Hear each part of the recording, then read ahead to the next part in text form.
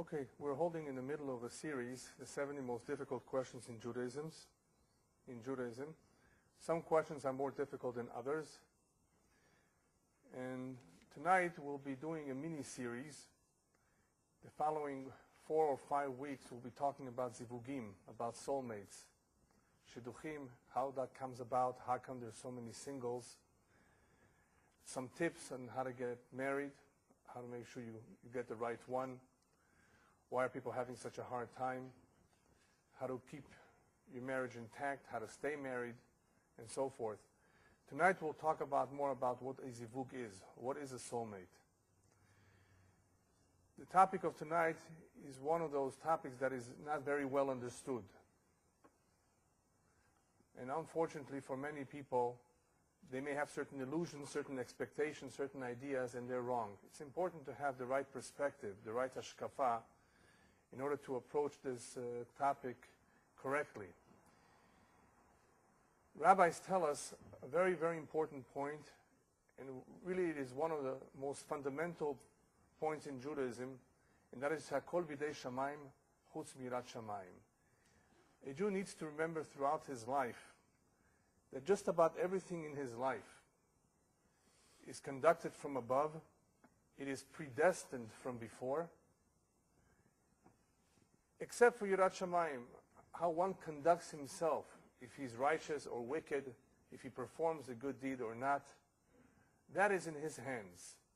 In other words, we have free will, and it's through that free will that we can accomplish certain things, but there are certain limitations, and as we've explained in the past, those limitations have to do with one's mazal, or simply that Kadosh Baruch Hu is not interested in giving us the freedom to do how we please, because it may interfere with His plan. After all, Hashem has a plan which we're not always aware of, and that plan, one way or another, has to come about. And if a certain president, prime minister, who thinks he has so much power, wants to do something that is contrary to Hashem's wishes, it's never going to happen. In the end, we must remember that Hakol bidei shamayim, everything is in the hands of heaven. If we do not know this point very clearly from the very start, then we will have a lot of trouble. We will have a lot of anxiety. We will be worried. We will be confused. And we may even make mistakes. So it is important to remember this from the very beginning. Sha'akol bidei shamayim, everything is in the hands of heaven, except, of course, yirat shamayim, when it comes to our own conduct, whether it is ben adam lechavero, ben adam lamakom, whether it is between us and our neighbor, our friends, our family members, or whether it is between us and God. The conduct, how we conduct ourselves, the decisions that we make in those areas that have to do with spirituality, with mitzvot and averot, that, of course, is up to us. But when we make a statement that Hakol bidei shamayim, it also includes zivugim. Zivugim, in other words, matchmaking, who we ultimately marry, that is also in the hands of heaven. And there are various verses, various sayings in Chazal, in the Gemara, in the Midrash, that make this point very, very clear and strong. That it's all in the hands of heaven. What is necessary is for us to have complete bitachon, complete faith, that that is in fact in the hands of heaven. Why did the rabbis tell us that zivugim is bidei shamayim? What's the purpose of telling us that something is in the hands of heaven? What are we going to gain from it if we know that it's in the hands of God? First of all, since it's in the hands of God, He knows what's best for us. We may not know what is best for us. We think we know what's best for us. We think we can make a good decision. We fall in love. We're attracted. Perhaps we should go by these feelings, right? So rabbis tell us no. Hashem only knows what is best for us. We can never be 100% certain that our decision is the correct decision, if it were really our decision. So therefore Hashem says, you know what? I don't leave it up to you. Most of the time. We will see sometimes He does leave it up to us. But most of the time He cannot leave it up to us. There's a reason why He doesn't want to leave it up to us. This is something too important. The marriage of two individuals, Jews or non-Jews, is a very important investment. This is not something that's going to just take place for 1 month or a year. Hopefully this is for a lifetime. Children will be produced. An entire home is being built. It better be the right couple. It better be the right people that belong with each other for good reason. So it's Hakol B'dei Shamayim, including Zivugim, because this is something very important. Hashem does not want us to make the decision. He knows what's best for us. Mia Shamayim, Zivugim happens from heaven also because sometimes Hashem wants a certain result to happen, a certain consequence, a certain situation to arise as a result of the combination of two people. In other words, it may not necessarily be the best match, or what we would like to call a good, comfortable match, but since this is Hashem's will that these two people come together, it's also me'ashamayim. So even though we just say something is made in heaven, marriages are made in heaven, that does not mean necessarily that the two people that are going to come together through Hashem's wishes are the best match for getting along with each other. But it's still me'ashamayim. That's another idea of why they tell us that it's me'ashamayim. They also tell us that it's me'ashamayim because since it's in the hands of heaven, it will come about through him. In other words, Hashem, in his ways, only known to him, will make sure that it happens. Therefore, we have nothing to worry about. He will take care of it. He will handle it. It's his job. It's his department. Therefore, what do we get from all of this so far? We got from this that the word zivug, companion, soulmate, could mean two things. It could either mean the one that Hashem wants, not necessarily the one we want, the one we like or enjoy, but the one Hashem wants. Zivug mi'ashamayim. Umezaveg. It did not say he will give you the best one that you like, but it's still his decision. And zivug usually means what we're all more familiar with, the best possible match. The one that we will feel the most comfortable with, the one that will feel the most natural, the one that with time, over the years, we will be more and more convinced that we made the right decision, that we feel good. That is how one knows. And B'ezrat Hashem, next week or in the next 2 weeks, we'll be talking about how one identifies who his true soulmate is. How do you recognize him or her? That's a separate topic. I didn't want to mix the two together. It's a very important topic. How do we know? How do we eventually make the decision? Even though it happens from above, he sends us, but he sends us many candidates sometimes. How are we supposed to choose? We'll cover that separately. But it's important to know that the zivug means two things. It's either the one he wants, which may not be our favorite, or the more common one, the true zivug is the one that best complements us, the one that we feel the best with. Why? Because according to the Kabbalah, that individual is from the same shoresh haneshama. It's from the same root of the soul. And because of that, there's a certain affinity. There's a certain closeness. It's like you've lived in the past. Somehow you know that person from before. It's a very good feeling. Rabbis tell us, for those who still have doubts that zivug is min hashamayim, min haTorah, min haNevi'im, u min haKetuvim. It is very clear from all three, the Torah, the Nevi'im, and the Ketuvim, that the zivug is min hashamayim. Min haTorah, this week's parasha. Ki mi'Hashem yatsa hadavar.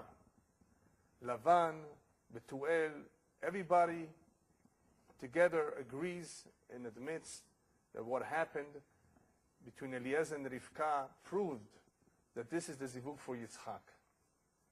For those of you who did not read this week's parasha, Parashat Vayetze, it's a very important parasha in dealing with how zivugim come about. And that is one example that the rabbis used that zivug is min hashamayim, because they said, Ki mi'Hashem yatsa davar, it came from heaven. Apparently, if it happens so quickly, so easily, based on what you were looking for, that you finally arrived at the relative of your master, Abraham, without even knowing where you were going, obviously, HaKadosh Baruch Hu led the way. Mikan raya she'azivug min hashamayim. That's min haTorah. Min haNevi'im, from the prophets. What's the raya? What's the proof that zivug is min hashamayim? From Shimshon. The parents of Shimshon did not know, the Pasuk says, Ki me'Hashemhu, that the fact that he was marrying Dalilah, a non-Jewish woman from the Pelishtim, that was min hashamayim. Why was that min hashamayim? Because in the end, it was through that woman that the Pelishtim had their downfall. Min haketuvim, u'me'Hashem isha maskalet, as the Pasuk says, from Hashem comes a woman who's intelligent, a woman who has good qualities and good virtues. So the question is that I've once posed, why do the rabbis want to give us proof from all three? Why from the Torah, from the Nevi'im, and Ketuvim? After all, they're very different. The one from the Nevi'im is proof that this is Zivug min Hashamayim. Hashem did not want Shimshon to marry that non-Jewish girl. So why are the rabbis using that as proof that Zivug min Hashamayim? How do we know that Hashem did not want him to marry the girl? That she was not for him, that she was not his true soulmate? Because there was an incident before he met up with her. He was attacked by a lion. Now we know Shimshon was very strong. We know that he defeated the lion. But why is Hashem sending him a lion? To try to see how strong physically he is, to see if he has the muscles to fight a lion? And we know, after all, that no animal attacks a human being unless the Tselem Elokim has been removed from that individual. The image of God is no longer on the human being. Then an animal will attack. An animal is afraid of a human being. If he attacks a human being, it's only kinidmelo ki be'ema. The rabbis tell us that human being appears in the eyes of the animal like another animal. An animal just doesn't attack another human being. Daniel was thrown into the Gova Arayot, into the lion's den. They didn't touch him. They were hungry lions. The Ora Chaim HaKadosh was thrown into the lion's den in Morocco. The lions didn't touch him. Tzaddikim were thrown into lion's den. They were not touched because they had the Tzelem Elokim on them. Shimshon was a tzaddik. Shimshon was a Nazir, a Kadosh, a holy man. Why is a lion being sent to him? To punish him? To threaten him? To do what? Obviously, there must be a reason. The reason the commentators explain is to remind him that where he is going is not for him. This was supposed to be a remiz min hashamayim to him, that you're going on the wrong road. This is not for you. But he liked her. He was attracted to her. It was because of her physical looks that he basically went after her, and that was a mistake. So the question is, then why is that min hashamayim? The reason why that is min hashamayim is because sometimes bederech shadam rotzeh lalechet molichim oto. The rabbis tell us something very important. In the way that a man chooses to go, they will lead him. They will not necessarily stop you from making a mistake. Sometimes Hashem says, you know what, I can't afford that he make this mistake. This is going to jeopardize my entire plan for him in his mission in this world. I will not allow him to make this mistake. I will not allow him to board a plane. Hashem says that I know that that plane is going to come down. If he's meant to live, if he's meant to survive. Hashem interferes and intercedes in order that his plan is not jeopardized. But sometimes Hashem says, you know what? You're so eager to marry this woman. You like her? Go for it. You're going to fall. You're going to make a big mistake. So the reason why the rabbis use that as an example, that zivug is min hashamayim, is that even the mistakes that Hashem allows to happen, they can only happen because he allows them. It's not that he wants it. This is not proof that this is his soulmate. Zivug min hashamayim, remember what we said before? Is the one that Hashem allows or wants the two to come together, not because this is the true soulmate, but for whatever his reasons are, these two need to come together. In this case of Shimshon, these two did not need to come together, but he chose and Hashem allowed it. So this is an example where one makes a mistake, a very sad mistake, and Hashem allows this mistake to happen. Hashem could have prevented it very easily. The third example of Hashem Isha Maskalet is that even the quality of a woman, of why a certain man marries a certain woman, even the qualities, this woman has certain qualities. Isha tova, matana tova, the rabbis tell us. It's a gift. Behek yirei Elokim tanuach. she will be given in the hands of a God-fearing person. In other words, Hashem does not just give any woman to a good person, He will give him a woman who has the right qualities. So even the qualities of the woman are chosen min hashamayim. To better understand how this all evolves, of why there is a plan in heaven that certain people need to meet, we have to turn to the Zohar, to the Kabbalah, and there it is explained that the soul, the neshama itself, consists of a male and a female part. Just like Hava, the first woman, was created from Adam Rishon, she was taken from him. The animals were created separately, male and female, right? A male tiger, a female tigress, right? The human race was not created separately, a separate man and a separate woman. The woman is taken from the man, and that is because they are really one. In Olam HaNeshamot, in the world of souls, the Zachar and the Nekeva are really part of the same Neshama. The male usually comes down before, and that is why usually the male is older than the female. Usually that's the case. Usually the male is older, and he could be older by a year, by 2 years, by 10 years or more. It depends when he came down. But usually the male comes down before. And that is why they say, Bat Ploni le Ploni. 40 days before the formation of the fetus, it is announced the daughter of so-and-so will marry this man, or this boy that is about to be born. Why do they say the daughter of so-and-so? Why doesn't she have a name?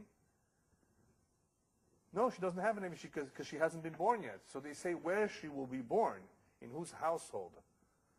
Bat Ploni, li Ploni, to this boy that is about to exit the mother's womb. Well, he's being formed. He's still in the mother's womb. Right? He will marry such and such, the daughter of such and such, because he comes down before she does. Now, these two neshamot that are part of the same neshama are the best match for each other. If they ever get together, what will happen? There will be a certain shlemut. Shlemut means that each one will complete itself. Because it's like a puzzle. When you put two pieces that belong together, you have the entire picture. When two individuals that belong with each other come together, the whole picture is made. Now, what's the significance of this puzzle being made? Well, number one, they will be able to have children, Bezrat Hashem. They will be able to involve themselves in the mitzvah of Pru Urvu. And what does that do for them? That will give them continuity in this world. Part of the Shlemut HaAdam is if he leaves behind children. If a person does not leave behind children, rabbis tell us a person who has no children, kemomet, he's like a dead person. One who aborts a child, it's like he's killing a potential life. Rabbis speak very seriously about abortions and those who do not want to have children. That is their continuity. That is what brings shlemut. That is one kind of shlemut. What's the second kind of shlemut? Commentaries explain that the human being, when he's born, he wants everything for himself. A baby comes into this world and wants to grab everything. He has his fists closed. When he leaves this world, his hands are like this. He leaves everything behind. But when you come into this world, the human being is selfish. Adam Rami ne'orav. From the very, very beginning, all children want everything for themselves. Child does not become bar mitzvah, cannot become bar mitzvah until 13. Why 13? Because at 13 is when the Yetzer HaTov enters him, and the Yetzer HaTov introduces the opposite of selfishness. You know what? You can also give and share with others. Why doesn't the Yetzer HaTov arrive a little earlier? It would be nice if he came at the age of 3 or 4, right? Then all children would be nice and caring and giving. Isn't that a good question? Why do we make bar mitzvah at the age 13? Only because the Yetzer HaTov comes at 13? Well, let him come earlier. The Yetzer HaTov cannot come earlier because when a child is 4 or 5 years old, he's not mature. The physical mind, ha-koach, ha-sichli, ha-moach, the brains, is not mature. If he had Yetzer HaTov, Yetzer HaRa, he'd go crazy. He wouldn't know what to do. He'd be confused. When a child reaches the age of 13, he settles down. He's more mature. He can handle making decisions. Oh, the Yetzer HaTov says this. The Yetzer HaRa says this. What should I do? Maybe he's right. Maybe it makes sense, right? He cannot have that conflict too early in his life. So the Yetzer Tov has to come at 13. So who's older? The Yetzer Hara. The Yetzer Hara is 13 years older than the Yetzer Tov, so you have a lot of bad habits already ingrained in the child. How are we going to get all those bad habits out? How are we going to get this child, this adolescent, this mature man to become a giver and not a taker? He's going to get married to a woman, and she's going to teach him. She's going to demand it of him, right? And he better do a good job, because if they want to succeed, they're going to have to give to each other. So ultimately, the shlemut that comes about through marriage is the act of giving, not just of taking. Hashem noten, Hashem mashpia. Hashem gives. He wants us to be givers just like Him. This is not only about taking for yourself. Olam chesed yibaneh. The world is built on kindness, on being kind to, on giving, not on taking. The reason why we have so many wars and problems is because people are selfish, materialistic, and takers. They're not givers. So through marriage comes about a very important idea, that man learns how to give. And that, of course, brings about his ultimate shlemut. Therefore, if one is not married, he's missing a great deal. He's only half of his true potential of what he could really be. The true potential, to maximize your potential, a man needs to be married. And hopefully married to the right person. Another kind of shlemut, rabbis tell us, comes about through getting married, is that you will receive, by being married, choma, bracha, v'shalom. Choma means a wall. What kind of a wall do you receive? Choma keneged ha'chataim. Rabbis tell us whoever is not married, whoever is single, sharui belo choma. He has no wall of protection keneged ha'chataim. He can easily sin. One who's married has a wall. He has at least his wife who protects him from going with other women. Some people can unfortunately climb over this wall, unfortunately, and the wall doesn't help them. But that's, that's very, very sad. But the wall is there for a good reason, to protect them from chataim. They have beracha. It's because of one's wife that one has blessing in the house. One is doing well in his parnasah, could be only because of his wife. He thinks he has the PhD. He says he went to college. He thinks he's the smart one. But he doesn't realize that it could be that his entire beracha, the source of blessing, is because of his wife. So the rabbi tells us, be careful not to make your wife cry.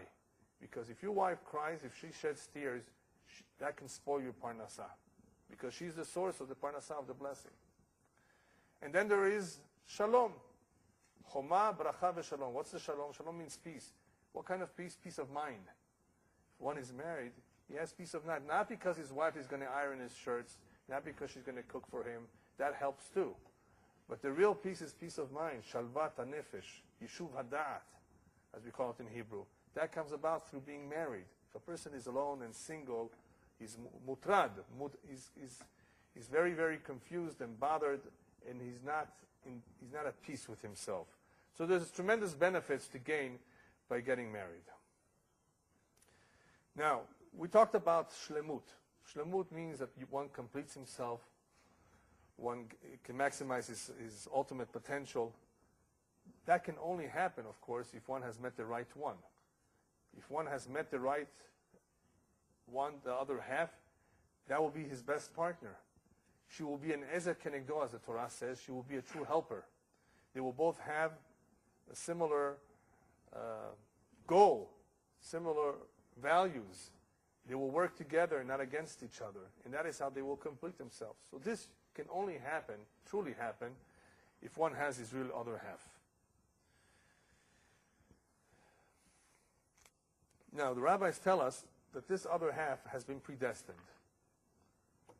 Nikva mirosh. 40 days before the formation of the fetus. Why do they have to tell us that it's 40 days before the formation of the fetus is already known? So that we should realize that these things are predestined. That there is a reason why an individual will eventually meet up with a certain woman. In other words, there is a certain mission here that has to be accomplished. And even if that other half, that woman, is not necessarily the best match for him, there is a reason why they need to get together. There's a tikkun, something that needs to be accomplished only through the union of these two people. Even though they're not getting along, even though they're not 100% happy with each other, more or less they can live We're not talking about a disastrous situation of abuse and terrible problems. Now, that you don't have to suffer then. But there are relationships that are not necessarily very cozy and very, very comfortable, and they're not necessarily for each other 100%, but they were meant to be together. Why? Because nikva mirosh. Rabbis are telling us it has already been predestined. There's a reason. People don't just meet. However, there are people who make mistakes, and we're going to get to that soon. But if this zivug is min hashamayim, the Rabbi is telling us nikva mirosh, it has been predestined, so that you should know there is a good reason why they're going to come together. They need to accomplish a mission together, even though they're not for each other. Now, so far, what we've covered is predestination. Zivug min hashamayim, zivug that was announced before he was born, a zivug that needs to happen either because they're very much for each other or because they need to live together. They have a mission to accomplish. There's another kind of zivug that is called zivug lefi ma'asav. A mate, a soulmate, that comes into one's life because of one's behavior, because of one's deeds, because of his ma'asim. What does that mean? Because of one's deeds. So let me quote to you a Gemara. The Gemara says there's something called zivug rishon and zivug sheni. A first zivug and a second zivug. What does it mean, zivug rishon, zivug sheni? First and second? Is there third and fourth too? So there's three interpretations of that Gemara. What does it mean, zivug rishon, first soulmate, second soulmate? The simple one, the simple interpretation is what Rashi says.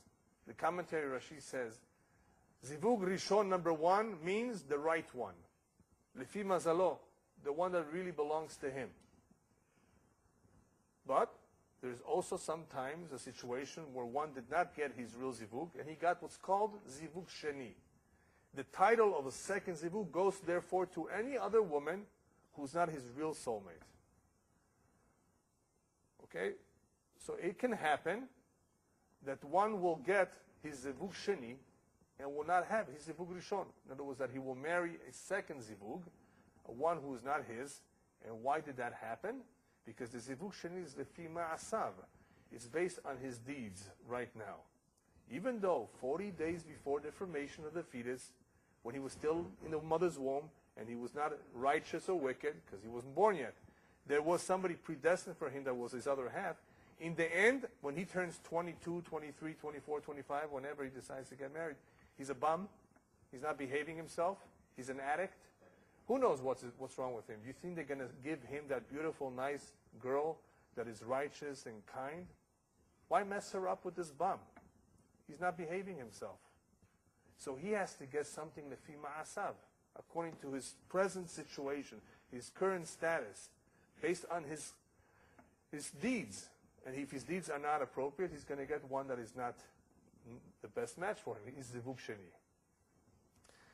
The Kabbalah says zivug rishon, zivug sheni means something completely different.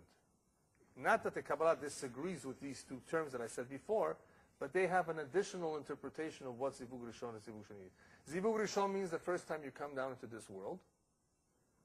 Zivug sheni means anytime you're reincarnated. Begilgul sheni, gilgul shlishi. Second, third, fourth, you've been coming down into this world several times.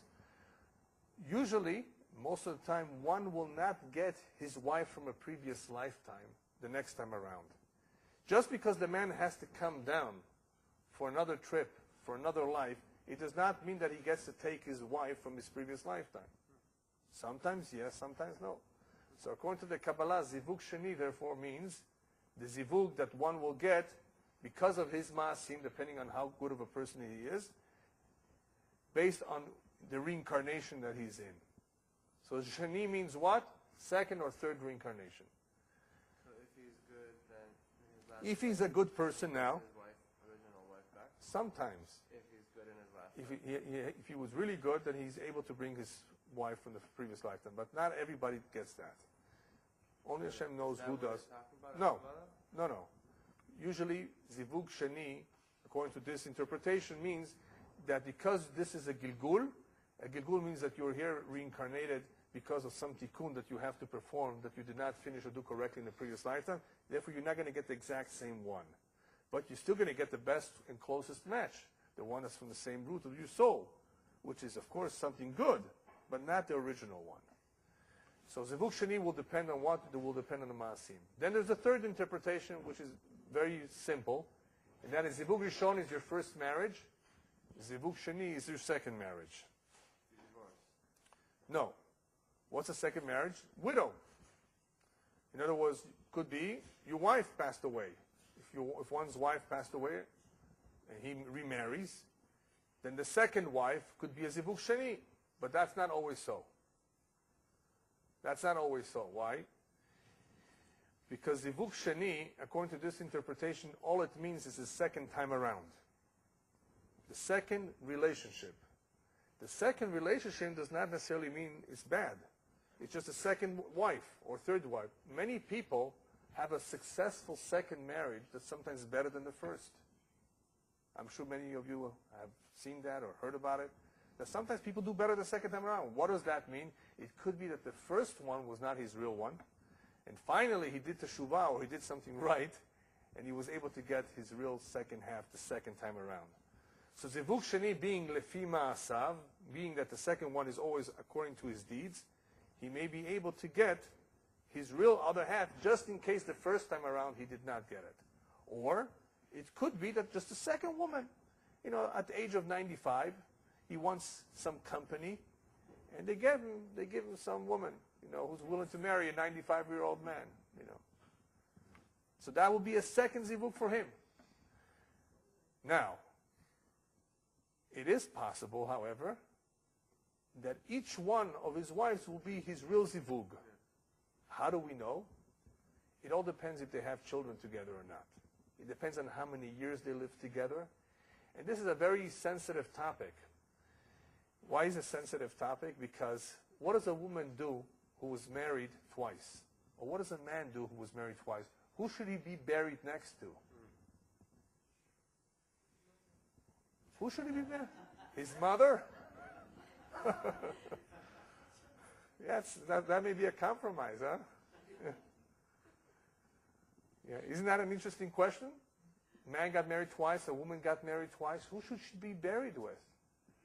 This is it. It's brought down in the halakha. What if there are children from both, and some children want this one, some children want that one? It depends on several things. Well, let's find out who the true soulmate is. Well, they're both possibly soulmates. They both have children. And even if they're not, even if there are no children, if they lived many years together, what if they lived more years together, the second marriage than the first, even though the first she had children? Right? There's all sorts of combinations. And we don't really know who the real zivug is, and sometimes they both could be real zivugim. And this may not sound fair to the women, but that's the halakha, that technically a man is allowed to have up to 4 wives. Not today, except for Salt Lake City, maybe. Right? Yeah, not today, but they won't allow it in this country. And some men I know feel very, very sad about that. It's not possible. And some men cannot even handle 1. I don't know what they would do if they had 4. So it's a good thing. Rabbeinu Gershom, who lived about 1,000 years ago, said, 1 wife at a time is enough. 2 is too much. You can have trouble. And I think the women were very happy about that. Yeah. Yeah. No. Not only Yaakov. Others have had 3, 4. Yeah. No. Up to 4. As long as you can support them. So anyway, so technically, a man who can support 4 wives, he can have 4 wives. It's possible. A woman can only have 1 man at a time because she's the vessel that carries the children.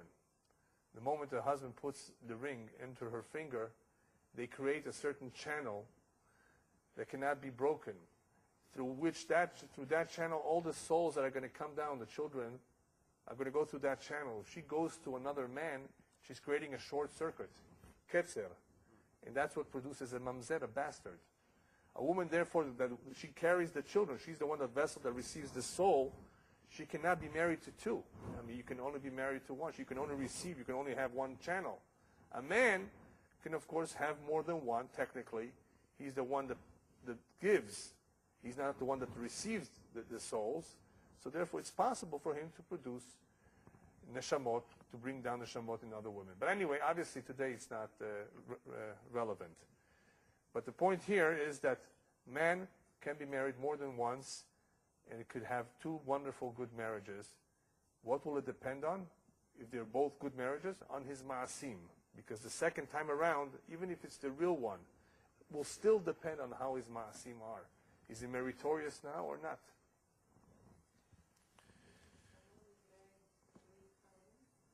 Yeah. What do you mean if he's married? She could also be his zivug. There are great rabbis, tzaddikim, who were married 3 times. The Bet Yosef himself, the author of the Shulchan Aruch, was married 3 times. And each one of those women, of course, were very special women. His wife passed away? Yeah. He lived to 87. He outlived them all, from what I recall. I think even the last one, yeah. I heard that even if she dies, the first one, she could also be the Horaya that they were married. Oh, yes. And they must have been If they got along well, yeah. They could, even though it did not last long, she could still have been his true zivug. That's true, yeah. Anyway, so we spoke about why did the rabbis tell us it's predestined. It's predestined to remind us that it comes from above. However, they also tell us that it's predestined, that it's possible to change. In other words, even though it's predestined, one is capable of changing it for the good or for the better. For the good, if he got stuck with something no good, he can pray that he should not live, in other words, he should not have to go along with it. The best proof of that, anybody know, is where do we find a case in the Torah, in the Midrash, that one knew she was getting a terrible person for a soulmate, and she prayed, I don't want, this week's parasha, Leah. It's predestined. Esav, they told her, all the rumors were, Esav is your zivug. She prays to Hashem, and Hashem says, okay, no problem.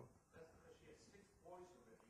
She was afraid that she'd have a son, and it wouldn't be fair to Rachel. That's a separate thing. We're talking about right now the marriage to Yaakov. She did not want to marry Esav. She prayed to Hashem. What does Hashem do? Fine, you get Yaakov. Not only do you get Yaakov, but I have some news to tell you. Leah, you know, because you prayed to me, you're also going to have children before Rachel. So the prayer of Leah accomplished 2 things. It canceled the terrible decree of marrying Esav. I mean, everybody knew he had a bad reputation. Plus, her prayer allowed her to have children almost right away. Whereas Leah had to wait, Rachel had to wait a little bit longer. Anyway, the fact that something is min hashamayim also reminds us that one can pray, basically. If things are not going well, just turn to him. That is why the rabbis continuously remind us. Oh, remember, this is min hashamayim. Just turn to him. That's all. Okay, if everything is min hashamayim, then why do the rabbis tell us another very important point? When it comes to zivugim, kasher lezadgam ki kriyat yam suf. There's all sorts of difficulties involved. It's so difficult to pair them up, like the splitting of the Red Sea. So the Zohar says, wait a minute, nothing is difficult for Hashem to do. Why are the rabbis telling us that this is as difficult as splitting the Red Sea? Is anything difficult for him? Nothing is difficult for him. So the Zohar's interpretation of that Gemara is because there are kitrugim, there are accusations sometimes on people. There are accusations that Hashem has to deal with. Midat hadin, the attribute of justice, has to hear accusations. This man is not behaving himself. This man is hanging around and doing things that he should not be doing. And because of that, why should we give him the best choice? We're going to give him 2nd class, 3rd class. We're not going to give him 1st class. So, kasher lezadgam ki kriyat yam suf means what? That there are accusations, and therefore it's not going to be a smooth transition from single to married. Just, you're going to find her right away, you're going to know right away, and it's just going to both decide on getting married. No, there are going to be a lot of hassles. Because according to this interpretation, it's because of the kitrugim, because of the accusations. Especially if we're talking about if somebody's here in a gilgul, in a reincarnation. Reincarnation means that he has tikkunim. If he has tikkunim, in other words, it's something for him to repair, those can hinder, those could be a hindrance, a problem, an obstacle in the way. What's another difficulty? What other difficulties are there? According to Rashi, remember Rashi said, Zivug Sheni is lefi ma'asav. Zivug Sheni, they don't get along with well. One does not get along well with the one that is not hit for him. The kashel ezavgag kriyat yamsut that the rabbis meant that it's difficult, it was only meant for the second one, the one that is not his. The first one should not be difficult at all. Smooth relationship, barely any arguments. Right? Something of a rare commodity today, right? No arguments, everything's smooth, they agree just about on everything. Zivug Shani is a problem. So Kriyat Yamsuf, one interpretation is either because of the accusations or because they just are not for each other. Then there's a third interpretation. You have an individual whose name is, let's call him Yaakov. Yaakov did not marry the first time around his real zivug. Why? Because remember we said before, he made a mistake, or he did not behave himself. He ended up marrying somebody that's not for him. And they ended up eventually getting divorced. This Yaakov became a Baal Teshuvah. He did Teshuvah. And as a result of his doing good Teshuvah, Hashem says, you know what, I'm going to give you now your real soulmate. That soulmate of his has been married to someone else in the meantime. What needs to happen? That woman's husband is going to pass away. That woman's husband is going to leave this world, or they're going to get divorced. What? Why? Because Hashem says it's time now for me to bring Leah to Yaakov. The time has arrived. So I have to separate the first couple. And because Hashem needs to separate another couple, that is difficult for him to do. This also is mentioned in the Zohar as another difficulty that sometimes occurs as a result of people changing for the better in life. And now Hashem says, okay, I've got to give you the right one now. So anyway, all of this produces all sorts of difficulties. But there's one more difficulty that I want to talk about, and that is difficulties that occur prior to the engagement, or during the engagement prior to the marriage. Arguments, fights about money, about all sorts of problems. As the rabbis tell us, En k'tuva de lo ramya le'a tigra. There's no k'tuva, there's no settlement of the relationship, in other words, that they both come to an agreement without some sort of argument. About all sorts of things. Who pays for this? How much you want? This. No agreement. Especially in certain communities that I don't want to mention. There's always this fights about money. But anyway, I have some interesting news to tell you. I have some interesting news to tell you about fights and arguments. Some of those fights and arguments are very good and positive because they produce what Hashem wanted it to produce, that the two will never marry. Because there was an argument, because there was a fight about something trivial, the boy says, forget it, or the girl's parents say, forget it, we don't want it. And everybody feels so bad. The two were they sent out invitations. And all of a sudden, I'm sure you heard of stories like this. Invitations are sent out, and they broke up, or something happened. Everybody's upset, disappointed. Hashem says, wait a minute, that's what I wanted to happen. They were never meant to get married to begin with. Then why did it have to happen through a fight, through an argument, through machloket? Hashem knows. Hashem decided that their breaking up has to happen this way, or that way. We don't know why, but they have to break up. When? Only if it's something trivial. You know what? I changed my mind. She's not exactly what I'm looking for, or he's not exactly what I always wanted. Something trivial. If it's a major fight, that's a whole different story. If it's a major fight, it could be that they are undoing something which is potentially good. Because remember, many times people have to go through all sorts of tribulations, all sorts of painful situations, embarrassing situations because of a tikkun of a previous gilgul. And that is why there's a machloket. But many times the parents or the in-laws get involved and they destroy an otherwise potentially good shidduch. When do we know that this is the case? You can't always know that. When the problems continue, persist later in life. Mother-in-law doesn't like her daughter-in-law. There's always problems, even though that is typical. Mother-in-law, daughter-in-law. But sometimes there's so much machloket that even a good relationship can self-destruct. Parents have to be very careful not to get too involved, because sometimes, because of their involvement, they can destroy a good relationship. But many times, if it's before the marriage, the breakup because of a machloket or a problem is usually for the good. Better that they broke up before and not afterwards. And that is Hashem's way of making sure that it doesn't happen.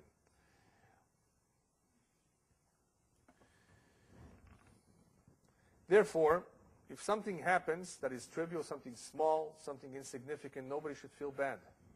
It was meant to be. Broken engagement, it was never meant to happen. Now, some people have this idea that the reason why they're not getting married is because they lack a degree. Or sometimes I've heard it from certain people, they went on a date and they feel terrible. You know what, I should have dressed up like this. I should have worn this sweater. I shouldn't have worn this. I shouldn't have said what I said. It ruined it for me. I'm sure it sounds familiar to some of you. Shtuyot. It's a bunch of nonsense. You cannot ruin what Hashem prepared by making a small little mistake like that. We're not talking about a major mistake. Again, the small little mistakes, like I didn't dress right or I said something. Shtuyot, we call it in Hebrew. Nonsense. It's not true. Hashem has a plan, and you think by saying the wrong thing or by wearing the wrong sweater, the wrong colors, you're going to ruin the plan. It's going to happen anyway. And I'm going to tell you a few stories that prove this point, that there's very little you can do to interfere with the plan. It has to be a tremendous, terrible act, terrible deed. It has to be that the person is misbehaving himself in a terrible way. And we'll be talking about that next week. Next week, B'ezrat Hashem Bli Neder, we'll be talking about why there are so many singles. After all, we're just talking about how Hashem is managing the world, and He does a great job. So where are all the zivugim that are not happening? Okay? Some tips on how to get married, and then later how to identify your zivug. So that's a very important topic that we need to cover separately. But right now, I want to prove to you, through the following stories, that for making trivial mistakes, for not getting a degree, for just, not doing things 100% properly, you will not lose your zivug. There was a story that I've told before. Many of you who were here when I gave a lecture, a series about interpersonal relationships, 14 lectures about the various kinds of relationships, husband and wife.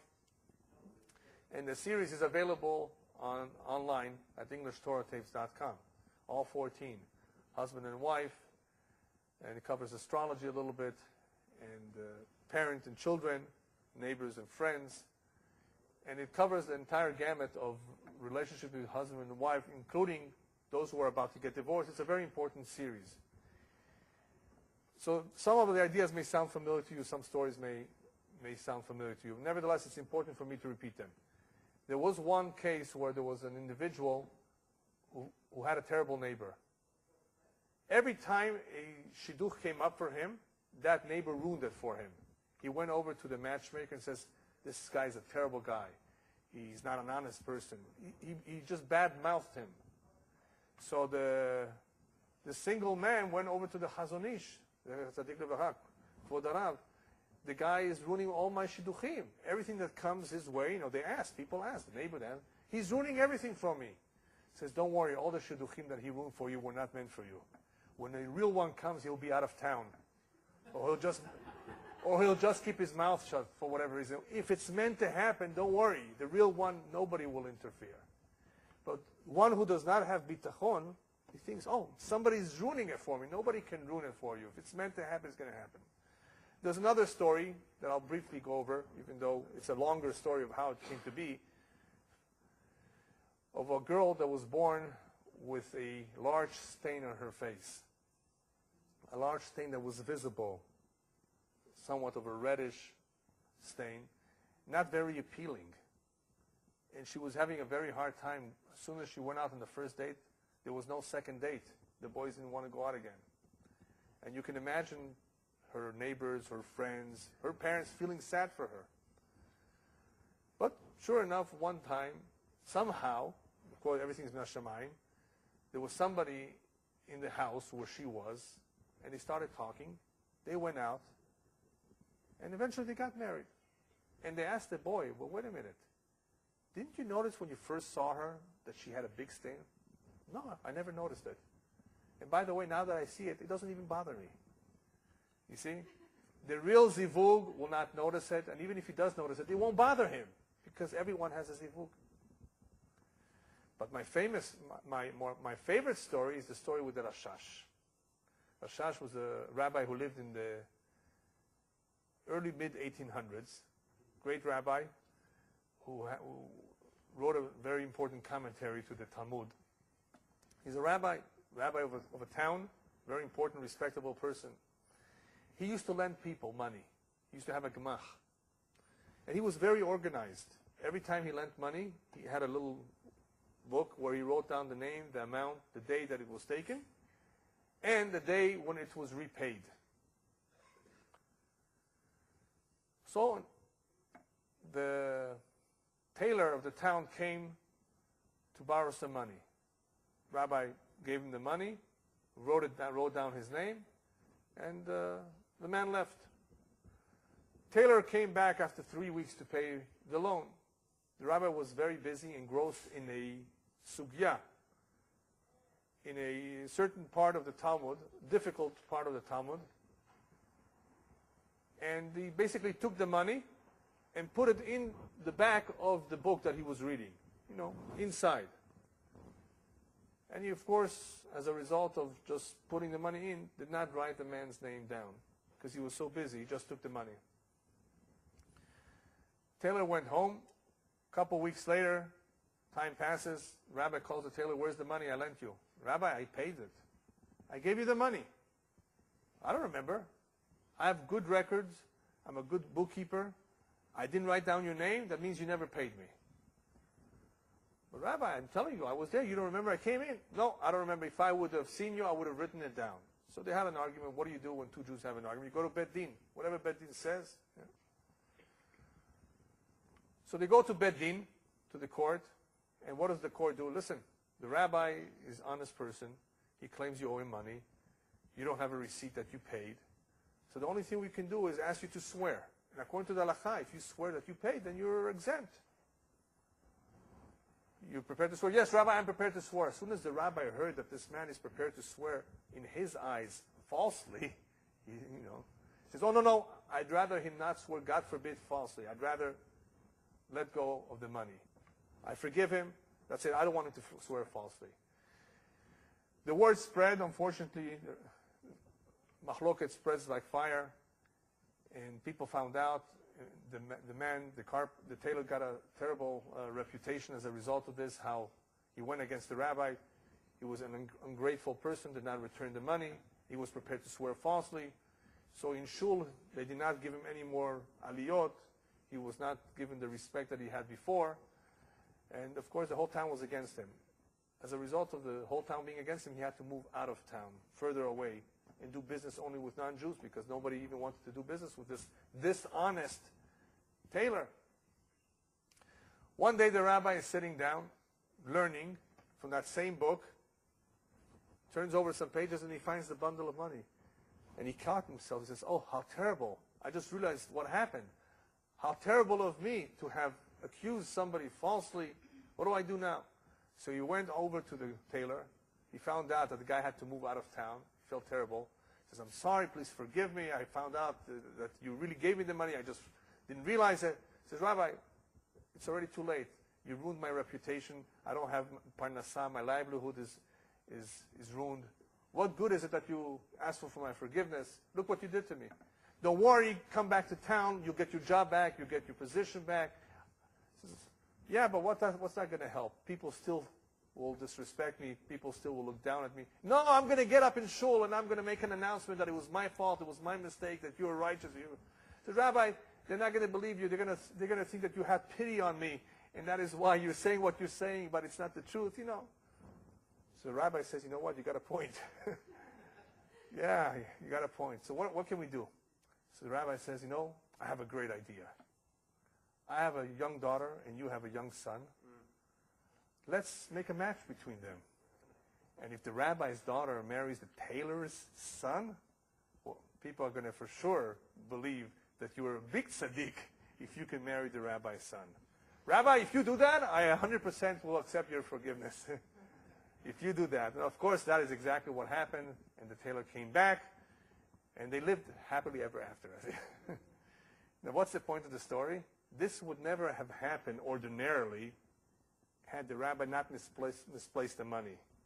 Had this incident not happened, would the rabbi think of giving his daughter to the son of the tailor? I mean, it can only be because Me'ashamayim, they are the zivug. So Hashem takes care of it. He knows what he's doing. He knows how to do it. And that is why it happened the way it happened. A classic example that zivug is Me'ashamayim. Anybody, therefore, who blames himself or herself for something that they did wrong, they didn't dress right, they said something, they lack a degree, there is no parnasah, it's all heresy. I like to call it apikorsut. It's not right to talk like that. Anybody who says that he has a fault, he has a problem, it's impossible. It's not right to say like that. In Yiddish, there's a saying, Asis bashert is men blind. If something is decreed from above, then we are blind. We will not see the faults, we will not see the problems, we will not notice what others would notice, because it's bashert. It has been predestined from before. So therefore, it's not correct. It's not right for a person to have any doubts or any regrets that he did something wrong. Okay, so how does the zivugim come about? I just shared with you a story, an incredible story of how it came about. But basically, in general, the way zivugim come about, rabbis tell us, Arbe shlichim lamakom. HaKadosh Baruch Hu has many, many messengers. A zivug can come about through a neighbor, suggesting, through a friend, mutual friend, through a relative, through a matchmaker. It can happen in many, many ways. Rabbi tells, Yesh sheba lezivugov, yesh zivugo ba'elav. Rivka came to Yitzchak, Yaakov has to go to Rachel and Leah. Zivugim come about in different ways. You could meet her in the street. Let me tell you a quick story. There was a girl from Tunisia that went to seminary in, I think, London. She got sick there. Nobody knew what the illness was that she had. She went back home, and as soon as she got back home, this illness went away. She went back again to London, became sick. The doctors couldn't figure out every time that she comes to London, what is it? Anyway, when she was back home, one of her sisters, she had a sister, I think, in Toronto, told her, why don't you come for Pesach to Toronto? Like this, you'll be, calmer. Hopefully your problems will go away, whatever you had before. Spend some time with us. So she already had bought a ticket to Toronto. In the meantime, her brother calls her from Sao Paulo, Brazil. Why don't you come to South America? Toronto in the winter, Pesach, it's still a little bit cold. Maybe you want to be in a sunnier place. In the end, she changed her ticket, and she went to Brazil. In Brazil, at that time, was a young man who was about to go back to yeshiva, I think, in Israel. But he stayed one extra week because there was a askara, a memorial for one of the relatives. So he decided to extend his trip by one more week. During that one extra week, the two of them met and got married. Basically, you see how this one was in Tunisia, this one is in Brazil, from Israel. They are supposed to meet. They're going to meet one way or another. One is from New Zealand and one is from Alaska. They're going to meet in Jamaica. Somehow it's going to happen. Yeah, somehow. If it's meant to be, they both went to a conference. The conference happens to be in Kingston, Jamaica, whatever.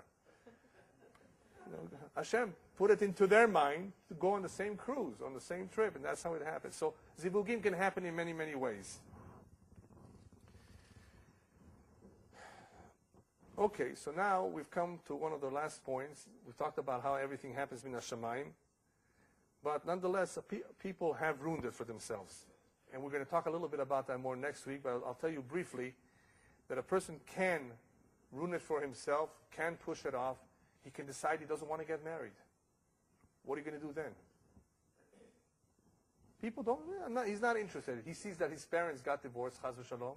I've heard of this case. Parents are divorced, I don't want to get married. I don't want to go through what my parents went through, chas v'shalom. That's what he says. People, have different kinds of circumstances, and they either postpone it, right, or don't want to, and eventually they can ruin it for themselves. In that case, sometimes HaKadosh Baruch Hu has to intercede, somehow to push the individual, somehow to bring it about in a different way, that he would agree, or he lets him do as he wishes. And that is an example of where a person can ruin it for himself. In other words, even though it was meant to happen, Hashem does not always push it too hard. You don't want it, I'm not going to bring it to you, and somebody else is going to take it. If everything is predestined, then why do the rabbis tell us that a person should be prepared to spend as much money as necessary to marry a bat shel talmid chacham, a daughter of a respectable individual who's learned, and to marry off his daughter to a talmid chacham? Why should we choose these particular individuals? Not everybody ends up marrying a talmid chacham. So why did the rabbis tell us to choose these? All they were doing by telling us that is, even though not everybody ends up marrying a talmid chacham or his daughter marrying a talmid chacham, the rabbis wanted us to focus on good things. Don't focus on money. Don't focus on beauty, because money comes and money goes. There have been many stories in Eastern Europe of a father-in-law promising his son-in-law, you know what, you'll be able to sit al cheshboni, learn for the following 10 years. And what was the father's source of income? He had a big forest. Lumber, and the whole forest burned down. Have you heard of these kind of stories? Well, they had one in Malibu recently, right? San Diego County, fires. All the money, all the dreams go down. Now what is he going to do? He's stuck with a girl that he only married because of her money. Beauty, after the first or second pregnancy, she gains weight. She doesn't look as beautiful anymore. Now what are you going to do? Not every woman retains the beauty for all the years. So you only married her for the beauty. Now you're stuck. So rabbis tell us it's not a good idea to look at money or beauty. Focus on values. Focus on midot. Focus on yirat shamayim. These are the things that are going to go over to the genes. And we'll talk a little bit more about it next week, what to look for. What does one do who lost his zivug? You go through the genes, yirat shamayim comes. No, midot, certain midot. Certain good characteristics. What does one do who lost his zivug? He's already in the 42, 43, and apparently she's not waiting around, and apparently she's not around. I mean, what does he do? He was told by Mekubal, your zivug is married to someone else. What should he do? Should he give up hope that this should not get married? The rabbis tell us that HaKadosh Baruch Hu has a special otzar, storage of individuals who are perfectly suited for this individual who lost his zivug. You know who they are? Garush, a divorcee, a widow. They're available. You can marry them too. Okay? Number 3, there is a certain girl out there that her real soulmate just did not want her because she was a little bit too short for him, but she's a great girl, and she's around. That guy messed up. So she's around. She's 38, 39. Perfectly good woman, right? Good candidate for you. So we have that. Then we have one who made a terrible mistake and went after a woman because of her money or her beauty. And of course, his real zivug is still waiting. Right? Or the picky, somebody who was very, very picky. You have quite a few people out there who, because of their decision or because of their situation, their real spouse is still sitting around somewhere. And Hashem says, you know what? They are available. And I'm going to give them to the best possible match. So even though one may no longer have his zivug, even though he can still get it, he should not give up hope because there is a second close match that may be out there that was either a divorcee or a widow or somebody that was just left behind because somebody was too picky or just did not take her. Rabbis tell us that even balei mumim, even those who have physical defects, disabilities, problems, asthma, whatever you want, problems. They don't look nice, they're not appealing, attractive, even they have a zivug. עד כדי כך, the rabbis tell us, שאפילו ממזר בקצה העולם, בסוף העולם, a ממזר, הקדוש ברוך הוא מזווג לו ממזרת. הקדוש ברוך הוא brings him a ממזרת. In other words, a ממזר, a bastard, cannot just marry anyone. Even somebody like that, the lowest of the lowest, the greatest mum of all, he's a mamzer, a bastard. Even if he's in the end of the world, in Hong Kong, right? And this other one is in L.A. Chas v'shalom, in L.A. there should be mamzerim, but anyway. Hashem brings them together, even mamzerim. Anyway, what does all this tell us? All this shows us that in the same way that one's neshama, one's soul, directs him to where he needs to go, to what he needs to accomplish, to what his mission needs to be, in the same way one's soul is directed to his ultimate soulmate, to somehow find the right match. As long as what? As long as he doesn't interfere with Hashem's job. As long as he doesn't disturb. As long as he doesn't create problems, everything will work out, and he will find the right soulmate. A person has to, of course, pray to Hashem that there should be no accusations, that nothing should interfere, that it should be smooth, that nobody should ruin it. And of course, one has to have, along this way, tremendous amount of bitachon, tremendous amount of faith in God, that everything is from above. And as we will see next week, and next week is very, very important, if you do the right things, there's no reason for you to worry that you will not find the right one. It's just that some people's zivug comes about at a later age. Today's generation is very different than the generation of 50 years ago.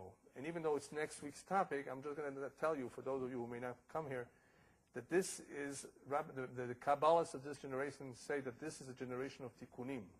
A lot of reincarnations, a lot of people who have to go through all sorts of difficult trials, because this is a generation of tikkunim. So therefore, that's why we're having a lot of problems. But that does not explain why there are so many singles, but that is one of the explanations of why we're having so much trouble and difficulties in getting the marriage consummated at 20, 21, 22, 23, the way it used to be all along.